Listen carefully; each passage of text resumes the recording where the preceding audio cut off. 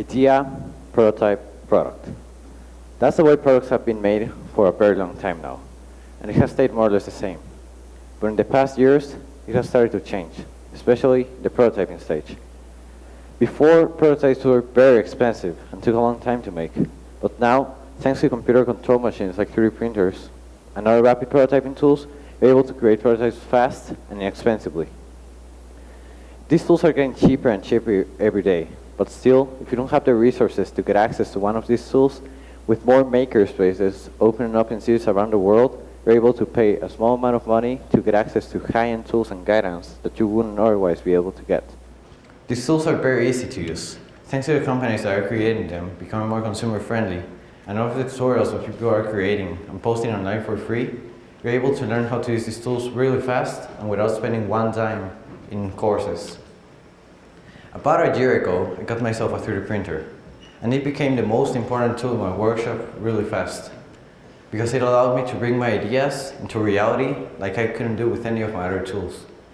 I didn't know much about 3D printing, or 3D design for that matter, but thanks to the open source community, I was able to download projects that other people had already made and build them myself while I learned how to use my tools. With time, I started creating my own projects. Whenever I had an idea, I just made a quick design, sent it to the printer, and I was able to create some parts that were high quality and looked great.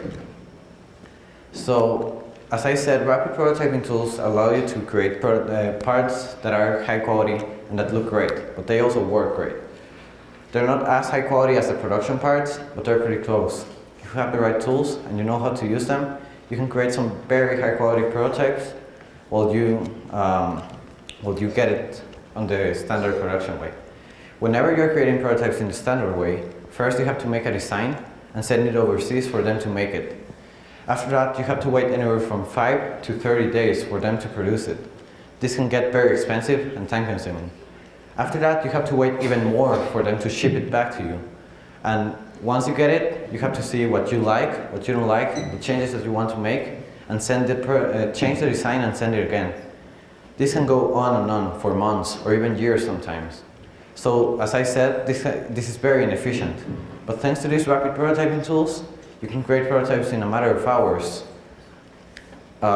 So this summer, I decided to make an unbreakable quadcopter. Whenever I had a remote control toy as a kid, it would just break really fast. So I said, how can I fix this problem? How can I make a quadcopter that doesn't break? So that same day, I made the first design and I printed it out.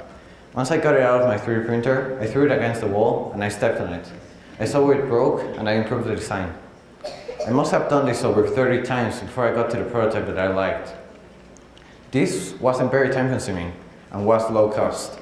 So if I had done this on the standard way, it would have taken me a long time and I don't have the money to make it.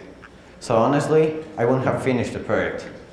So, as I said, rapid prototyping tools allow you to do more testing so that you can create better prototypes, but they also allow you to fail. Whenever you have an idea, you don't know if it's going to work, so you probably don't want to quit your job to work on it full time, or you don't want to invest your whole life savings into that idea. But thanks to these tools being low cost and they taking less time to produce, you can work on the weekends or your free time, and you can invest a small amount of money to bring your ideas into reality. So this is taking some of the fear away, so that more people are trying to bring their ideas and to make them happen. So whenever I had an idea before, I would just say, wouldn't it be cool if somebody else did it? That was because I had this paradigm in my head that I don't have the tools, the abilities, or maybe the resources to make it happen. But now, thanks to these tools, I have changed my mindset, and I know that I can make it work. So my challenge to you is, the next time you have an idea, instead of thinking about somebody else doing it for you, try and do it yourself. Thank you.